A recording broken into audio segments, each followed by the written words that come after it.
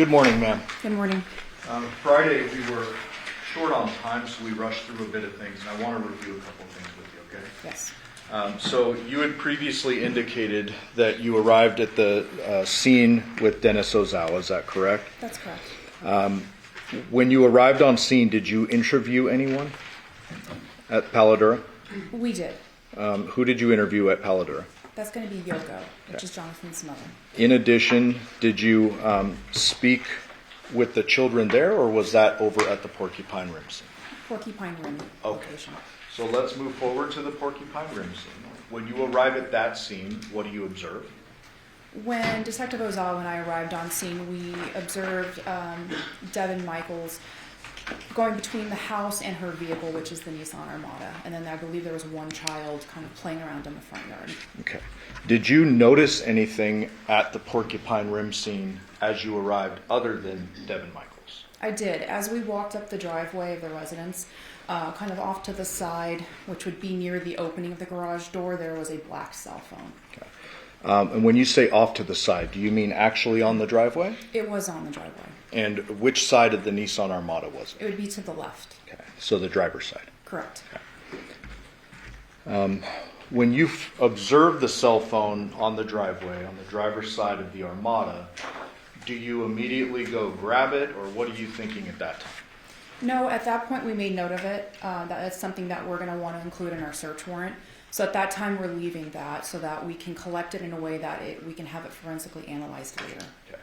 And I would presume at that point when you see it from a distance, you don't realize there's blood on it. Correct. But you're noting it, you're not telling the defendant about it, you're just, okay, that's noted, and you move on. Yes. And you indicated previously that you had an opportunity to speak with the girls, the young girls, is that right? Yes. And they indicated to you that the Devier had been home with them last night. That's correct. We went through the first interview in the beginning of your testimony. You recall that? Yes. And I called it the first interview. This is actually the second interview conducted by detectives, but the first that you were involved. Yes.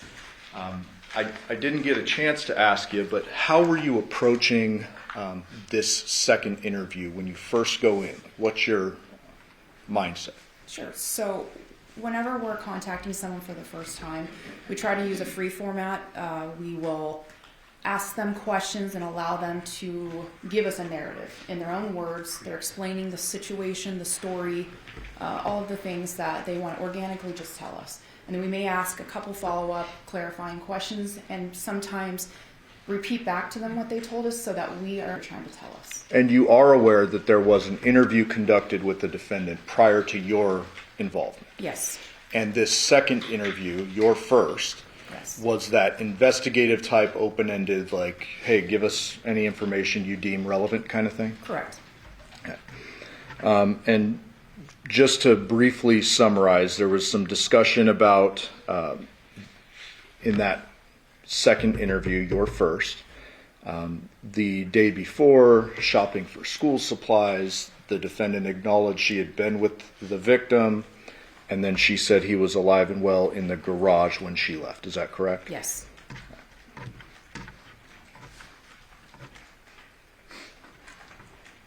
Now, during the course of this first interview you're involved in, we heard a little girl's voice approach. Is that correct? It is. Describe that, what happened, and what that meant to you.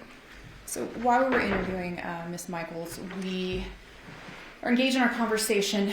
To be honest with you, I'm not sure which of the daughters, their names I still get mixed up. She had approached the window and she has the cell phone that we believe is the one we previously saw on the driveway. And she says, "Mommy, here's Dad's cell phone. That's why he didn't answer." There was a physical reaction from from Devyn, and she takes the phone, she hands it to us, and she made a comment, "This should help you." And then that's pretty much changed the tone a little bit to casual conversations to then it became a little bit more flustered. Okay. And is it at that point where you noticed the blood on the phone? Correct. And I would imagine that's important for an investigator. Very much so. You, I believe, previously indicated that after that first interview, A search warrant is authored and conducted on the home and the vehicles outside the home at Porcupine Rim. Is that correct? Yes. During the course of that, we know the wallet with the current ID is found. It's tied in several bags in the defendant's underwear drawer, and it's kind of tucked away. Is that right? Yes. And then within that same bag is the truck keys. Yes. The Social Security card was found, but that was in her purse, not hidden away with the other stuff. Right. Okay. We were about halfway through that second interview when we had to break on Friday.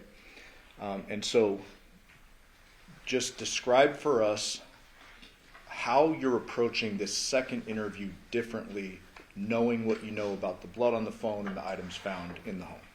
Sure. So as I mentioned, the first interview is going to be more of a format that allows the subject to give us their narrative, their truth, what they want to tell us. The second interview, we've now discovered some evidence inside the home. There's some things that we need to confront her with. So the tempo of the interview, the tone changes. It becomes a little bit more direct. Okay, you said that this happened, but now we have this. For instance, the wallet. We didn't know about the wallet. That wasn't brought up in the first interview. So now we are going to be targeting her, asking direct questions, and it can be accusatory in nature. Okay. And so we left off at 36:55, but just because we were really cutting it close, I want to start back at about 30 minutes of that interview and then resume. I may pause it a couple of times and ask you some questions, okay? May I, Judge? Yes.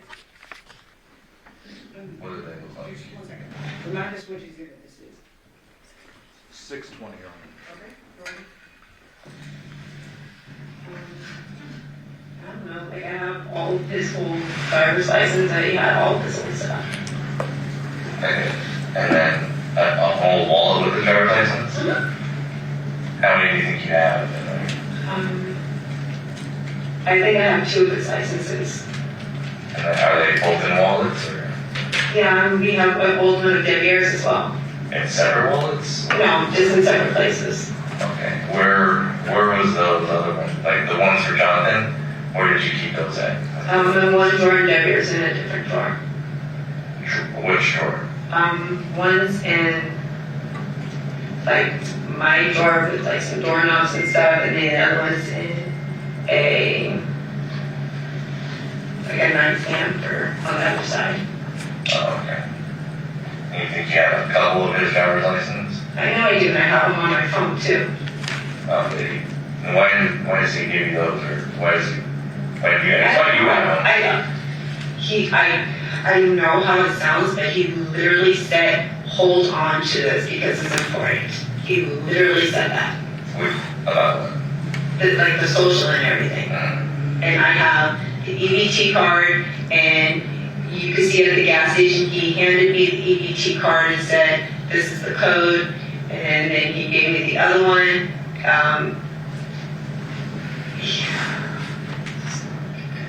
What was that? I said, "This doesn't look good." Why did he say that? Because he's telling me to do things, and you're asking me about it, and Well, I mean, you're explaining it. That's why. I mean, you can see at the gas station, he hands me the card and says, "Hold on to this in case you need something." Like, And that's the EBT card? yes, sir. And it's at the gas station. You can see him hand it to me. The ARCO. And, no, and not the ARCO. There's another gas station on the Pecos one where we stopped, and I think, yeah, because he gave me the card and then he went outside to smoke a cigarette. But it's on the security camera. You can see him hand it to me. Do you remember which gas station?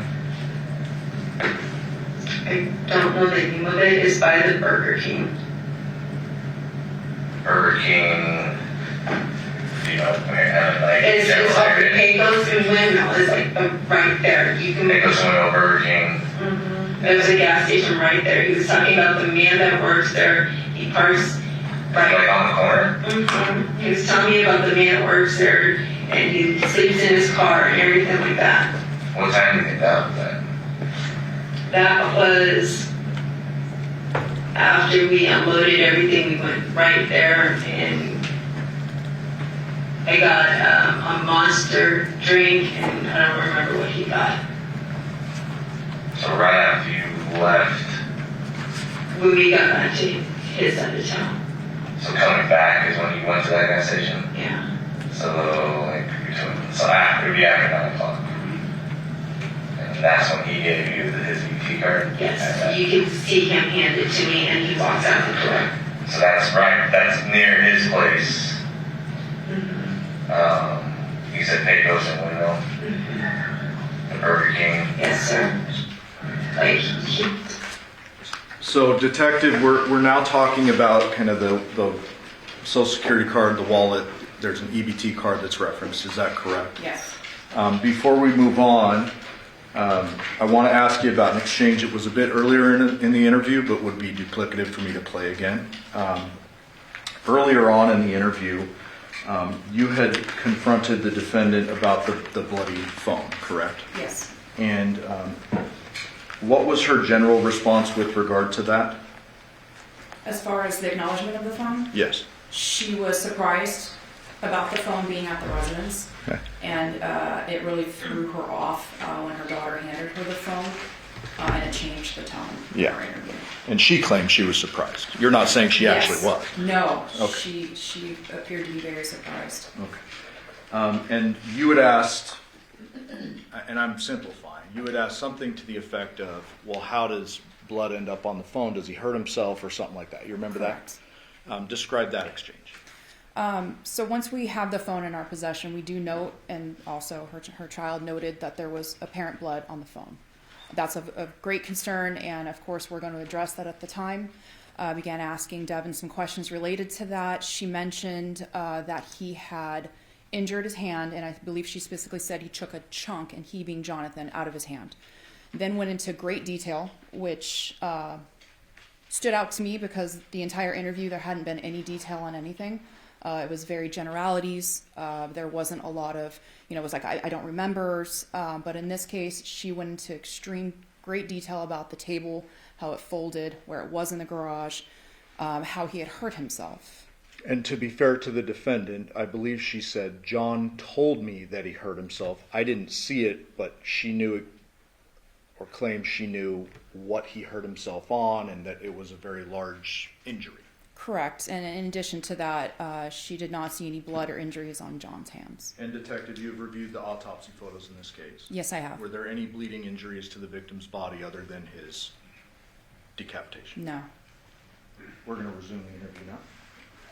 he kept, It's there's in 2 gas stations. There's a Chevron right there on the corner. I think it's like a Charwood Hearst. Okay, so the Cellroad's there, and then across Candy Corner from that gas station is another gas station. I think it's a Shell or something. I'm not sure the other one, but But it was next to the Burger King. Yes. Okay. yeah, please check the security. You can see him, and you can see him telling me the code and everything. I don't know why he was giving me things, but he was telling me to hold on to him and keep him safe. And that's what I was doing. That was the Social Security card. What about his driver's license? I've always had his driver's license. He's The always, problem I have with that is that the driver's license found in the house is a current one. It's not. but he just gave it to me. I know, but he would need that for work. That's He why has I asked another you. one. You said that he gave you an old one you had in the drawer. Well, no, he's given me old ones before. I have multiple ones. So you can look around the house. There's more than one. Okay. And if this one's expired in 2025, that's going to be his newest one. It's weird that you have his latest driver's license and that it was tucked in a drawer. Yeah, I put it away to keep it safe. It should be wrapped in like a whole bunch of bags, right? Okay. Did you understand that?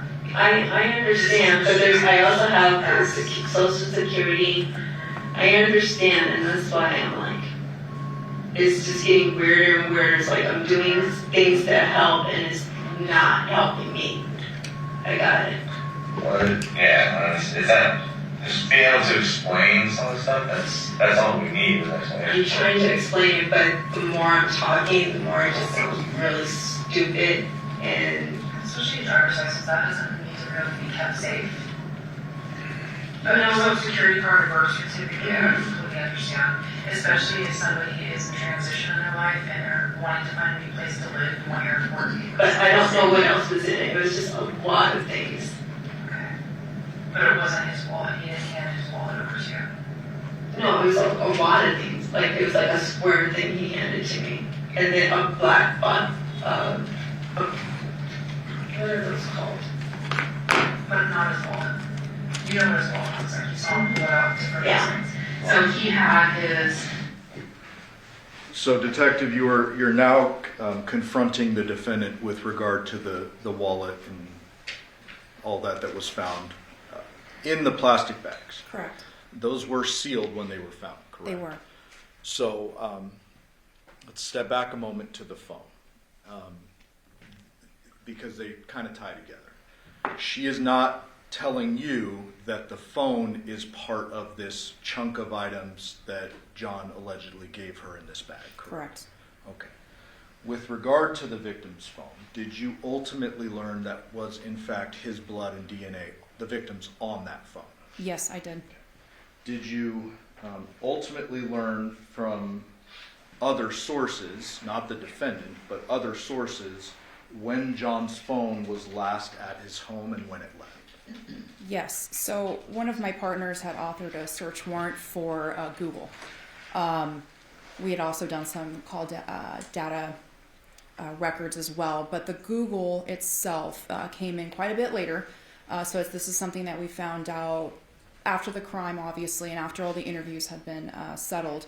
But we noted that the return showed that John's phone was at the home on Paladura, which is where he resides, from 10 o'clock till it began to travel or move at about 2:04 a.m.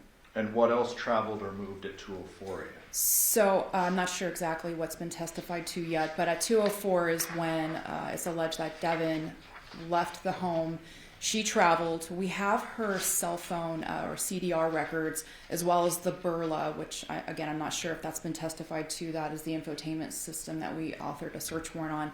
It shows those three devices together in a companion movement all the way back to Porcupine Rim. So 3 devices, meaning the Nissan itself, the defendant's cell phone, and the victim's cell phone as well. That's correct. Based upon the fact that there is blood on the cell phone and all of that you just testified, what did you deduce about our timeline of homicide?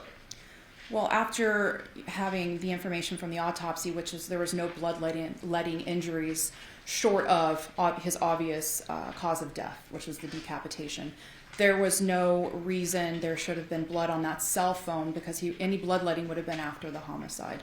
So for the phone to arrive and be discovered at Porcupine Rim with blood on it indicated to me that that is something that was on the phone before it left that house. At 2:04 a.m. Correct. And therefore, did you narrow down the bloodletting to between 10 p.m. on the 6th and 2:04 a.m. on the 7th? Yes, sir. We're going to resume the interview.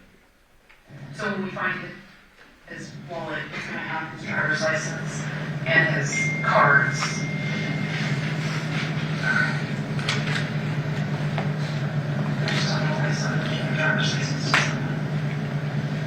But not, he didn't give you. I always, when John and I were together, I had everything. He had me hold on to it so he wouldn't spend money needlessly and things like that. Like, he's like, hold on to this. And Yeah, but you guys don't have a relationship right now. we actually were. So you're closer than we thought. Yes. I wouldn't.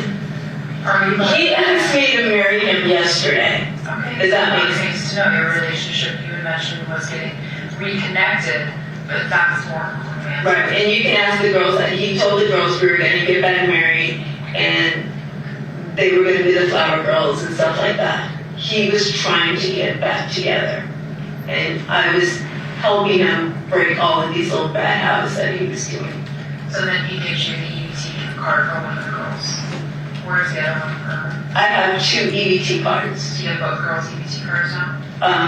No, they're not the girls' EBTs. He said one was Andrea's and the code, Oh, so you're using Android. he gave me hers. I haven't used it. He gave me hers at the gas station. And then he has the other one that he got. Okay. Where's that EBT card now? They're both in my purse. Okay. You know you can't have that, right? Yes, but I know he gave them to me. That doesn't make it right. No, but I can't use them, but Card. I understand, but you can see he handed it to me. Okay. You're not understanding that you can't do that. So No, I know I can't use them. I don't believe he can use it because it's Andreas and not his. Right. Is Andrea mad that you have the EBT card? Did you get it? Because she's got it now. That's her money. No, he said that she gave it to him because she can't use it in the state that she's in. So he was just using it to fill his void for money. That's what he said. He said, but at any moment she can cancel it. Yeah, but she didn't, wasn't. So he wants to marry you.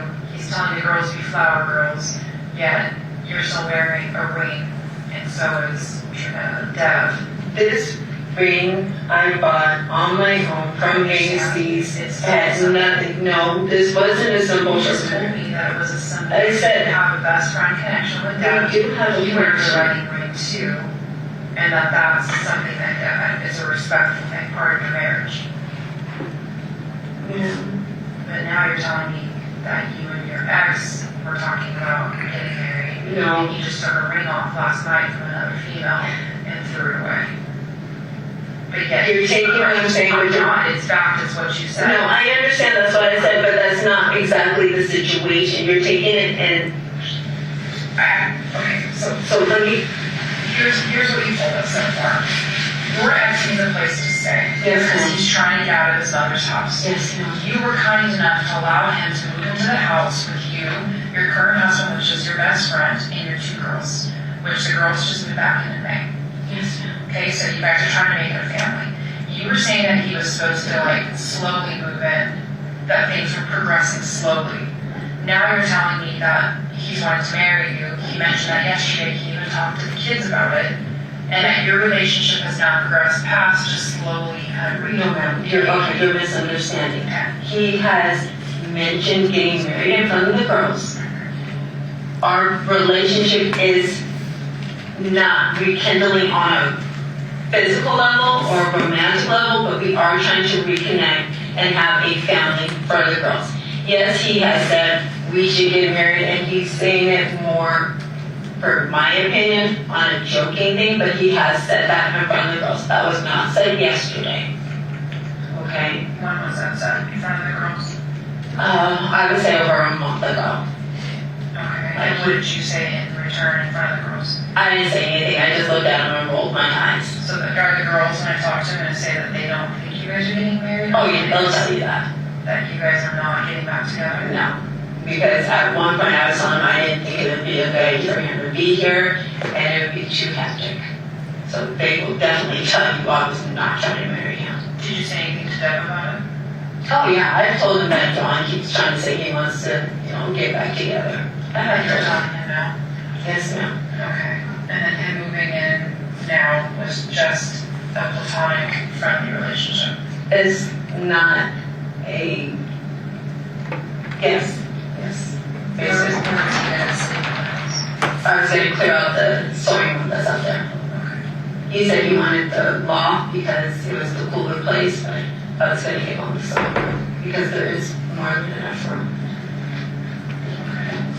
And then Deb sleeps on the sofa? Sometimes, or he does sleep on the bed, like I said, when we watch movies and he knocks out within minutes. And then have you guys ever had a sexual relationship? Yeah, we had. Okay. But And it's not there now? no, I can't even have sex now. Well, I mean, there's a lot of different ways to have sex. I understand, but no. Okay, so you guys have no connection that way at all? No. Okay. Because that would complicate it a lot. Having your ex with him, because someone you're still in a relationship. I understand. Okay. You can have all my medical records and everything like that. I have to take hormones just to. I understand. But like I said, there's a lot of different ways to have sex. It doesn't have to be penetration. There's a lot of things that a couple can do. And obviously you did that in the beginning, but just not now. So much changed. Okay. Well, not to be crass with you, but I think I need to be direct with you. And you can give a male a hand job. And that gives you a connection with that person in a sexual way. That gives it a relationship. Do you know what I mean? You know what I'm trying to say? Yes. There's a lot of different things that you can do for a male that you're connected with in that marriage. If you ever see what saying that we're not Like that. I'm just trying to answer and get all the questions answered in the relationship. That's right to answer questions. I mean, I'm cool with we got married for this, the rings. That to me is a lot. That's probably the most odd thing about it for me. Is that It's just I like my ring. But he's wearing a ring too. He's wearing a wedding ring. He wears a lot of rings though. He's wearing a wedding ring. But he does wear more than one ring though. So, and he's bought them for himself. Sure. I got my ring. No, I mean, but I didn't buy them for them to be symbolic. He's bought his own rings to wear. And where did you guys get married? You guys got married.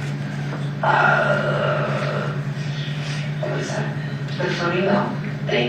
So you guys had a ceremony with the courthouse? Yeah, it was free. I got a coupon thing, and that was cheaper. And you just did it out at a chapel and the flamingo. Yeah, and there was the one witness, and that was it.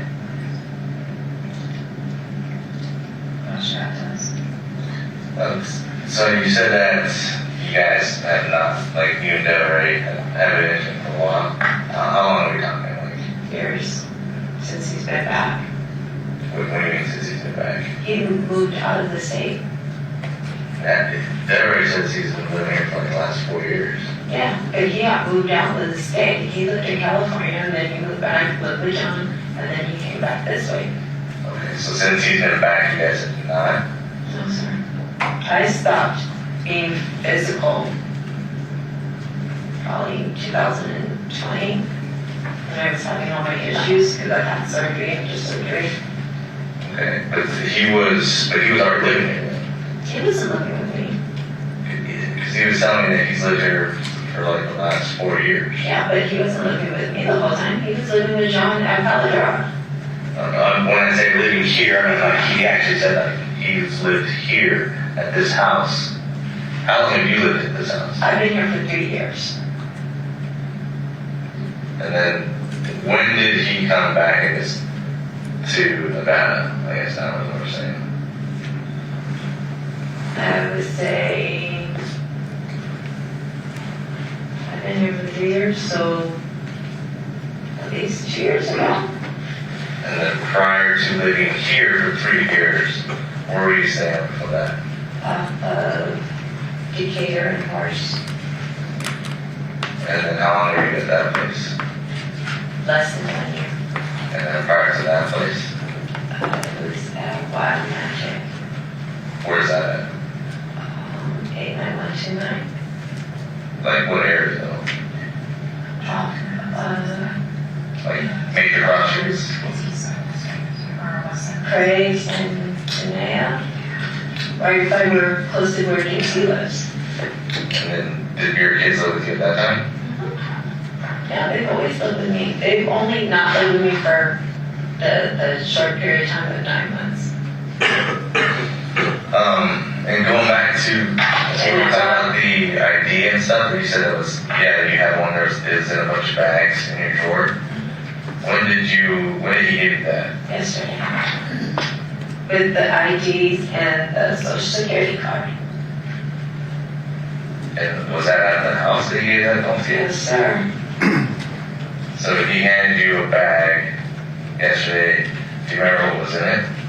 No, he just handed it to me and I put it in the bags. Because I just wanted them out the way. Okay. So I'm not sure exactly what's in it. I didn't go through it. So explain that part to me as far as like when he did that and what did you do? So like where are you guys at when he handed you like that sack of stuff? In his room area.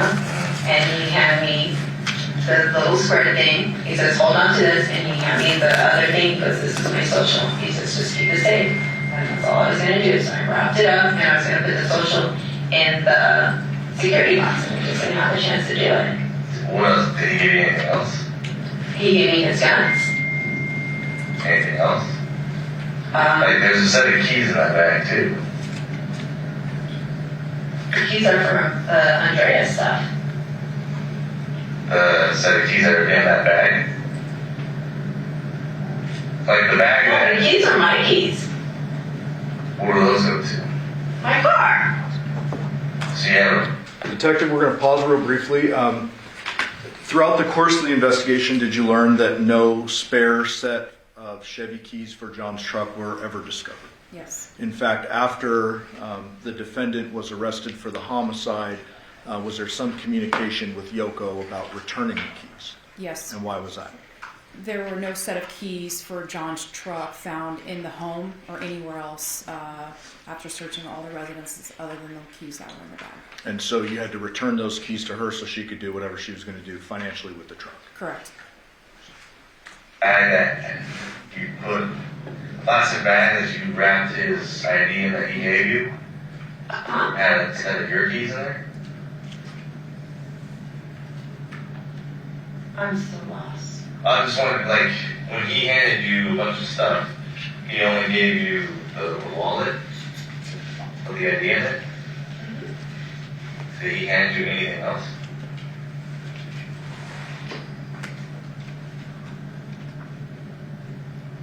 The social security card.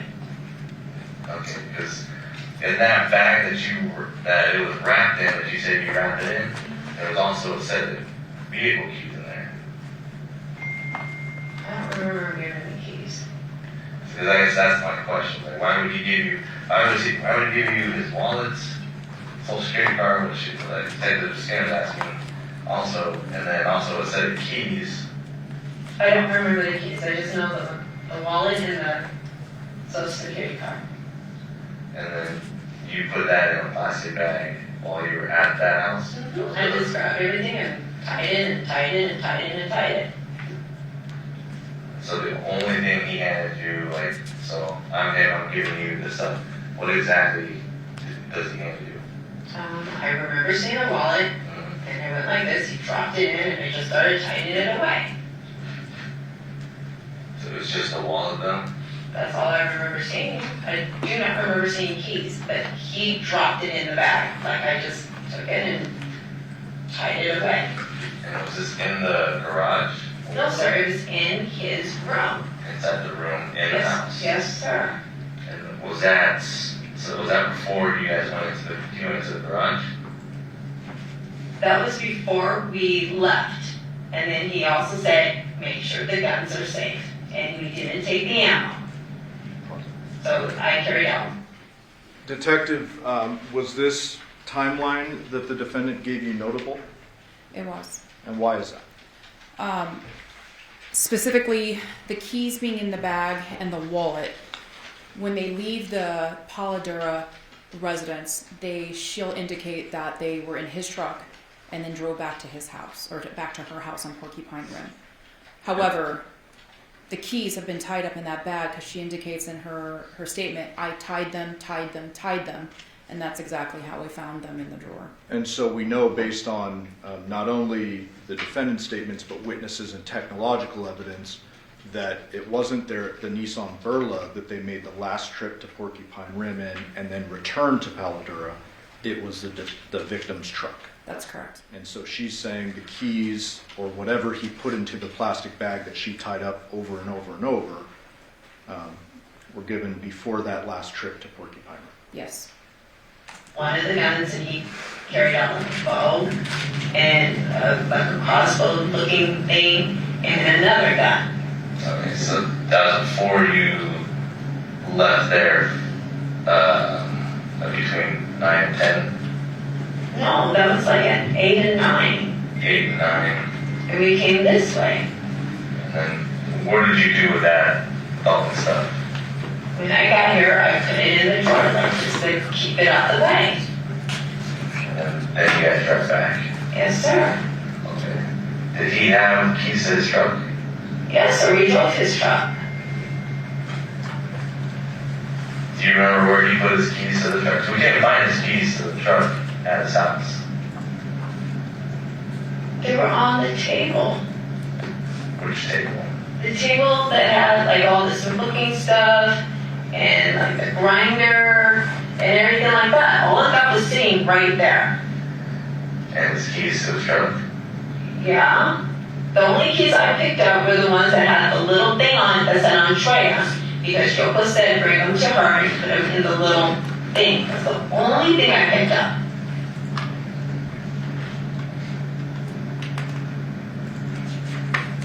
Okay. So you don't know what keys are actually in that bag that you wrapped everything in? No, sir. Like I said, he said keep this safe. I took the plastic bag and he dropped it in and then started tying it up. And then he handed me the other thing, and I was just going to put that into a safe. Okay. So, like what we were saying is, a lot of the stuff now is like how you're saying you're talking it out loud and it just doesn't sound well. I understand that, but you didn't know John. You didn't understand his mannerisms. I know, but when we talked to you earlier, like these are the things when we were saying, like, hey, be descriptive as possible. Like, what were you guys doing? Like, you know, say you're packing, doing this, but like specifics, like stuff that's important. All that would have been really important for us to know. I do apologize, but that's not things that were like kind of going through my head at the time to remember. It's like when you say this, it's like, okay, I remember this now. And you say something else, then I can recall more information. I'm trying to remember as much as I possibly can for you.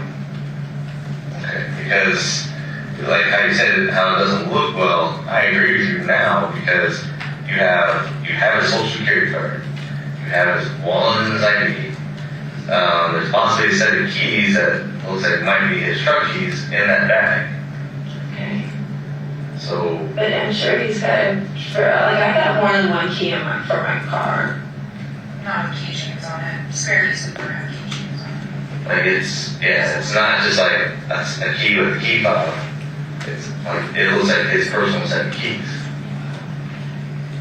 Like I said, he put it in the bag. I just tied it up. That's all I did. And I think there's like 3 bags around it, 3 or 4 bags. I'm not even sure.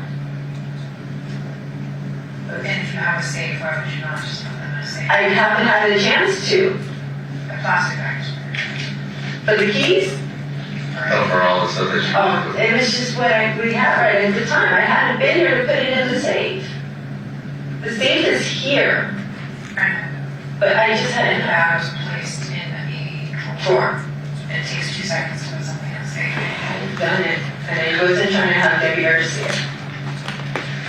That's all it was. Why do you say that? Because it would look odd that I'm holding on to John's things for John. But it's not the same. It's like if you're doing more for one person, I don't want him to feel like there's more there than what it was. John was only coming in as a temporary thing until he can get something else, because like I said, he was trying to file for bankruptcy. Yoko was about to kick him out. Yoko even said she was trying to kick him out.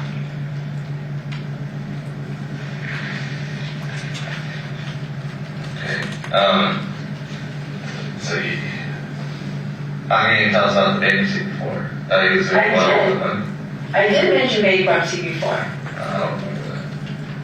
Did I tell you or the? Yeah, I mentioned it. I most definitely did. We're standing inside the house when you guys were here.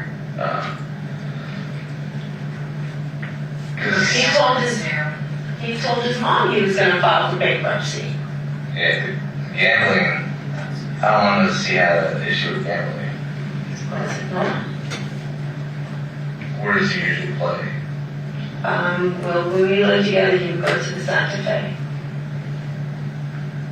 That's like his favorite song to go. That's when we lived together. I don't know what his spot would be now. You don't know where he would go living with the Yoko? Probably the Green Valley is the closest one.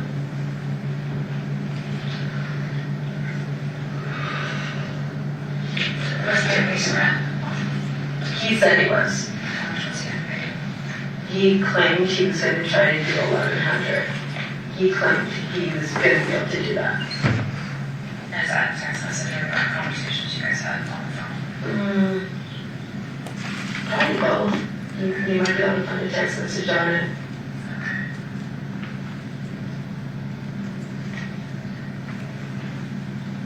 It was definitely where he understood it was not going to be him freeloading or anything like that. He had to pay to stay here. And when we go through the phone, we're gonna have our computer guys, they can go through apps, they can go through anything deleted, all that stuff. Are they gonna find anything that we're gonna turn back and talk to you about, that your current husband doesn't know about, relationship-wise, conversations, With John? intimate conversations, pictures? No, Okay, no. so it's just platonic conversations. For the girls. Certainly wouldn't have brought him back. They wanted him because they love their dad. Knows best. We know it's wrong. And I was told when I went, John has physical custody of the girls. They're supposed to live with him. So is that why? So as long as I keep him close to me, Okay, well then just tell me that's the motivation. that is definitely. If I keep him close and make him happy and everything like that, I got to see my girls. I can understand that. So it's just so my girls love him. They want to spend time with their dad. I need to be around my girls. Hopefully he pays the rent. Does Dad pay for the rent too, or the mortgage? He pays like $1,100 every month too. Okay. And then are you working? Yes, no, I do real estate. Okay. Clearly you've been sick though. Yes, ma'am. And for almost a full year, I wasn't making any money. So I went through my savings. I had to take my stocks out just recently to get things caught up. Yeah, I've been struggling trying to get all of this back on track. This was gonna help a lot. Yes, ma'am. So that's the motivation too, is keep the girls close, and then if you keep him close and happy, you'll be able to have contact with the girls, and he's gonna pay the other half of the mortgage. I figured as long as I didn't rock the boat too much, he wasn't going to get out of control because I know what triggers him, and I wasn't going to do that. I know even when he's yelling and everything, as long as I'm not trying to engage with it, he does calm down fairly quickly. And you can see it on the text messages. Okay, so like going back to what Detective Stan was saying, why are you? I know that you want to see your kids, but ultimately you have custody of the kids.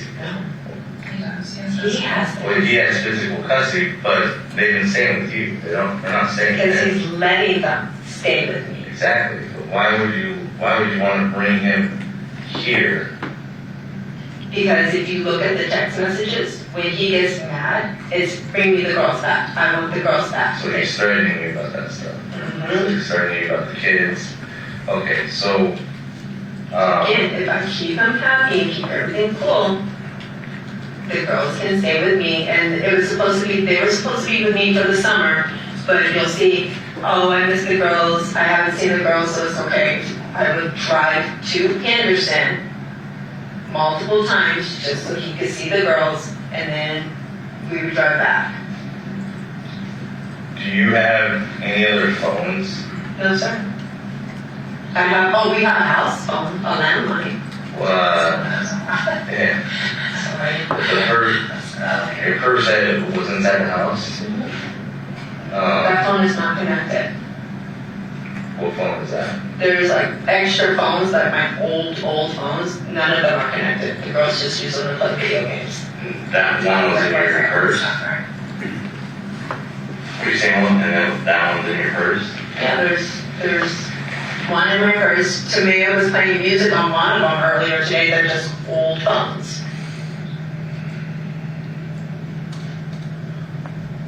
So right now, like you're saying, things just aren't adding up. Okay, I'm not saying that you actually did something to Jonathan, but I know, or I feel like right now you're not telling us everything. I feel like you know something, and that, like either how it happened or who somebody involved with this, like you're not giving us that information. So, just, we've done this for a while, okay? We've been detectives for a while, okay? And just given everything that you told us and just kind of how everything happened, just kind of sporadic, all right? I really don't want to beat around the bush at this point now, because before I was giving you the benefit of the doubt with everything, okay? But like I said, things just aren't adding up. So, I have decided that if I just be nice to him, I can get my girls. Because the court, when we went for custody, he didn't even show up. And the judge had us wait an extra hour to see if he was going to show up, just to give him the benefit of the doubt. And they still granted him physical custody. They denied his motion for sole custody, but they still granted him the physical custody of the girls. I have tried to do everything through the system. So right now, all I'm trying to do is make sure I just be nice and get my girls, because that, at the end of the day, was my goal. Just how my girls Can I get. ask you a question about your custody? Just my prior experience is in special victim unit, so I'm very familiar with family courts, very familiar with CPS cases and how powerful they are, one way or another. It's very, very unusual for a father to get primary physical custody. So, She told me that day, and you can talk to the victim kid, that my girls were going to be home that day. I told her I'll do the custody class, not custody classes, the counseling, which I'm still doing, and you can talk to her. I did the parenting classes. so they took their kids away. Yes, ma'am. But they said that you have to do this, you have to do, and I did everything. Usually it's temporary. And they didn't. They still granted him, yes, now you can look it all up. Even my therapist, everybody that has been involved in this case say it didn't make any sense. I had, Where are all your firearms in the house? there's one in the drawer and there's one upstairs. Where's the one upstairs? Let's start It's in the safe, in the bathroom, over in the girls. What kind of is that? A safe, Okay, and then, is that a 9mm or 40? Do you know a how? 9 Okay, and then the one downstairs, where's that? in the drawer, and it's a 9. Okay. And then are those your firearms? Yes, ma'am. Okay. And have you fired those recently? No, ma'am. Not since, No, we go to the gun range just for, or not? yes, ma'am. Okay, that's good. I don't know that. Yes, ma'am. It is, and my, That's your judge. the lady, I don't know what happened. It's like, I don't know now. I don't know how all this works. Like, you can't all of a sudden get slammed with all this stuff.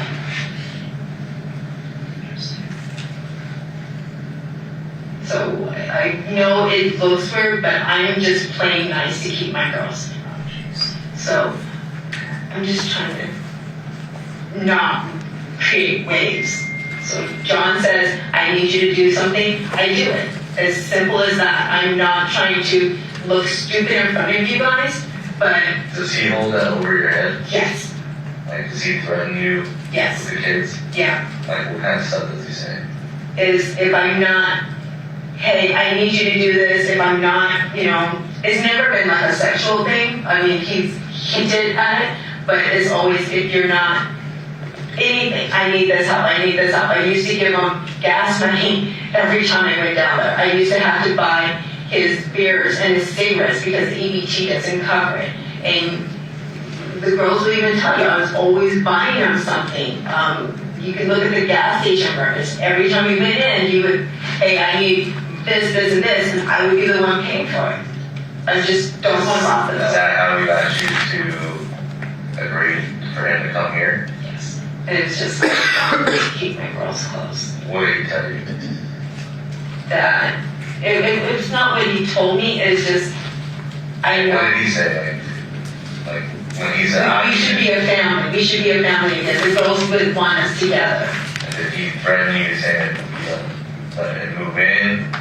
It wasn't a threat. It was more of a, well, if you don't want to do this, then I'll stay with Andrea. We'll have our, because he told me straight, he already moved on with his life and everything like that. And him and Andrea were supposed to get married, and I wasn't going to be in the picture anymore. And I can't be without my girls. Did he say he was going to take the girls to wherever with Andrea? No, they weren't moving anywhere, but it was just, I wasn't going to really have my time with them like I do now. So I know I seem very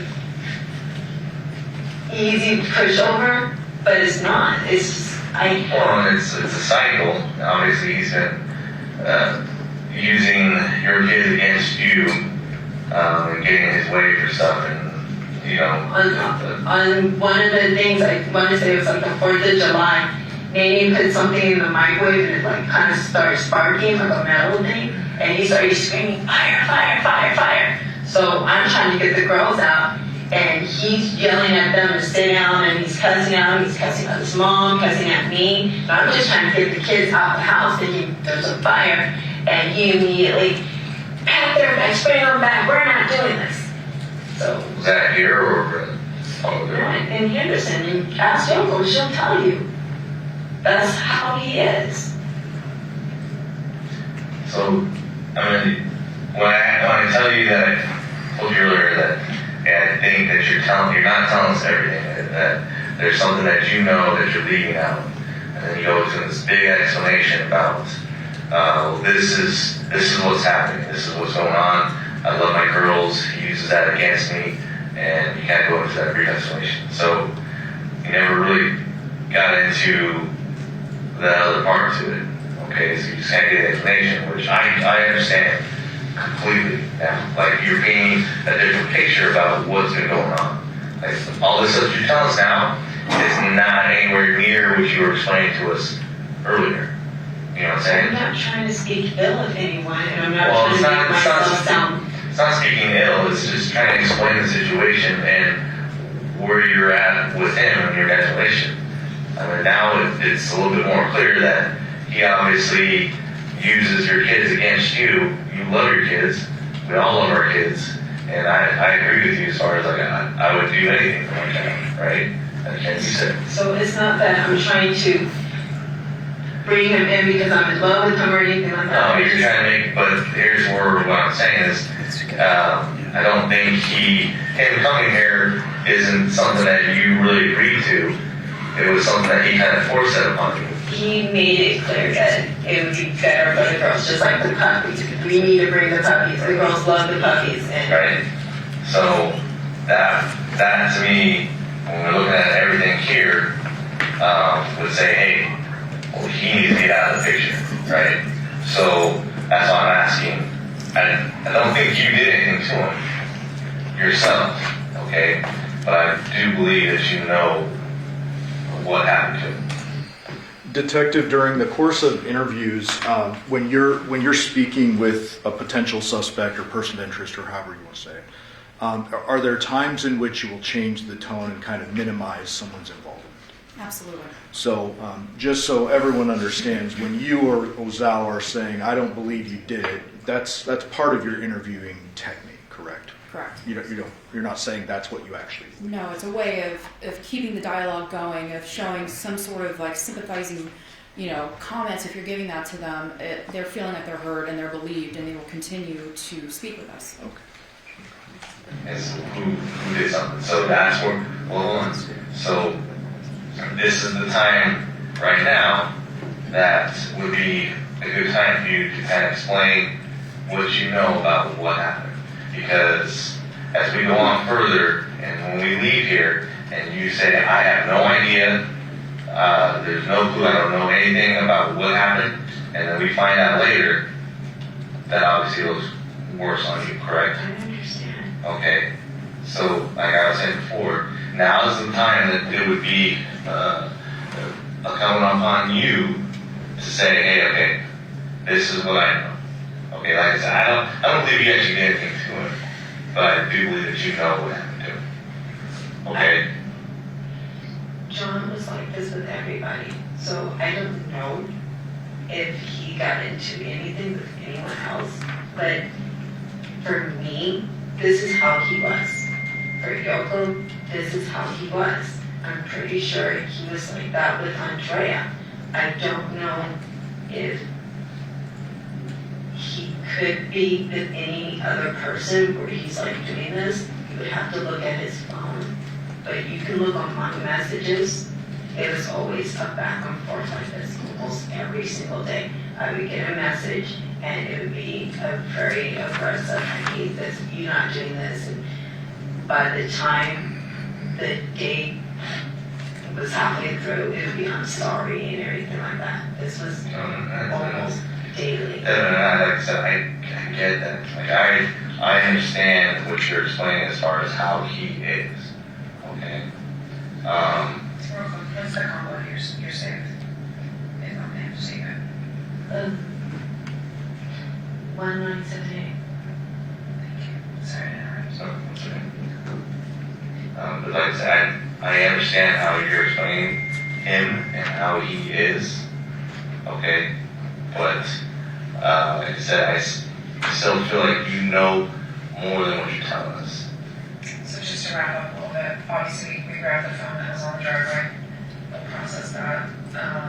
Thank you for the iPad. That's my iPad. The girls found that. They said that's what, so I didn't know anything about that. Okay, we got that. Is there any reason why John's blood or anything DNA related will be in your vehicle? Because that got towed back to our station, our CSA, they're going to thoroughly look for everything in that vehicle. I couldn't tell you. If he was bleeding from when he was doing the thing, he helped load up the truck. So if he was bleeding, it might be Or your Armada. my Armada. Okay. Like, he was putting the things in the car, like anything that Sure, would be but there's heavy. going to be obvious areas where blood doesn't belong even if you're loading.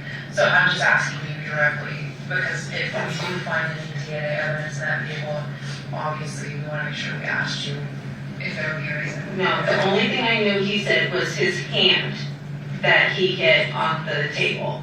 That's the only time he ever said he was bleeding, and he said it got a pretty good gash. Okay. But you didn't see that. No, I did not, so I can't really speak on it. But he was still loading everything up, so I don't think it was really bothering him that much. And then just to confirm, you don't know how his phone got there on the driveway. No, I know he was smoking, and when I went back over there and I said, girls, where did you find this? They pointed to it. There is cigarette butts there. So I don't know if he was just smoking and put it down and just didn't pick it back up, but you can take those, and I'm sure it'll be his. When you guys unloaded everything, how long did that take? 30 minutes, he was bragging, saying that, yeah, I can always do this as quick as can be, but he tries to stretch things out because he charges by the hour. I remember having that conversation. And when you guys left Paladura to come back here, or when you left that night, or this morning, which way did you go? Like as far as like when you left Paladura, like at I headed up towards the Durango area to get the medication. when you left that neighborhood, did you go straight out to Pecos Bar and Windmill? Or did you go to Pecos? No, no. You went out the one exit to get out the Windmill right there, right by the school? Yeah. And then normally do you guys come this way when you're coming to your house? It just depends, like if the 15 is coming back up, I will take like the 215 and go around, or the Decatur. It really just depends on the time of day when we go in different directions. Okay. Okay. Okay. Alright, well, we appreciate it. Hopefully, that you're telling us everything is the truth. So, I will give you a call, or, like I said, we'll have your phone. We're gonna get that downloaded, the circle with that too. Okay. And then I'll call Deborah tomorrow. Good year. Just call it Deb. I'll call Deb tomorrow and then try to figure out the time. But he has to work till tomorrow. Right? Yeah. Sorry, that's right. I know, sorry. I gave a phone number to reach you for returning your phone. I know you have my phone. Yeah, so you said you have a landline, is that something? I do not know it. It's Yeah. under the phone journey that he. Well, you just told me to pick it up around 11. Well, No, you just have the access, so I don't even have the address anymore. Oh yeah, let me write. Because you wrote it on the paper and then handed it back to you. Let me give that to you, and then if you want to just come by tomorrow. Pick it up, yeah.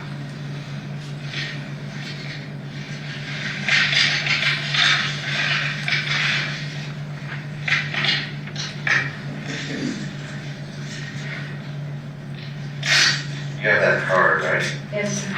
So the address is on the card. 223 West Street. That's where you need to go. No, the card is in my car. And then I'll get that back to you. So maybe I'd say 1 o'clock tomorrow. Come by the station 1 o'clock tomorrow. Okay. Okay. Hopefully everything will be done. Okay. So if you can figure out how to get right down there, I can try to get everything done for you. Okay. Okay. And if it's not, at least I hope I can just get you the phone back. Okay. I don't know about the people. Yeah, I'm not worried about it. Like I said, And then if there is, I don't think there's. A lot of that, because I don't think he was bleeding a lot, because I didn't see it, but I do know he did mention it. so it is 9:25, and that's the end of the interview. And Detective, it sounded toward the very end there like the plan was to release Miss Michaels and go about your investigation. Correct. And fair to say that there was a pretty substantial amount of digital and forensic investigation that occurred after that interview we Yes, just heard. absolutely. Thank you. I'll pass the witness.